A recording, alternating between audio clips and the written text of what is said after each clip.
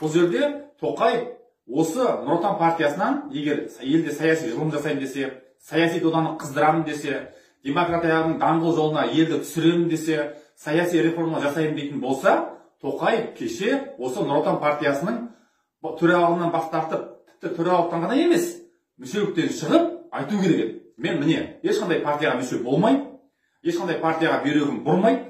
Мынау Нұр Отан партиясы қазір аманат болып өзгерсе де, бұған мен ешқандай бүйрегім бұрмайтын болады. Және облыс әкімдері, аудан әкімдері бұл партияға мүше болмайды.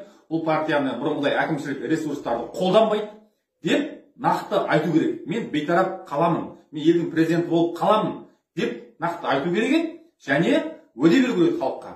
Міне саяси партиялар тіркеледі, барлығына жеңілдік болады. Міне елдің алдында саяси партияларды тіркейміз, жеңілдетеміз және саяси сайлауды әділ өткізуге міне өзім кепілдік берем деп әділ сайлау өткізу керек. Сол кезде бүкіл партиялар тіркелетін еді және осы елде саяси дода қызып, ашық, тікелей эфирде теледебаттар болып, пікірталас болып, саяси дода қызған болар еді. Партияларды құруы мүмкін. Көп баланың партиясы намыс деген жаңағы Санжар Боқаевтікін құрып береді, Әлтаевтікін тағы басқаларды құрып береді.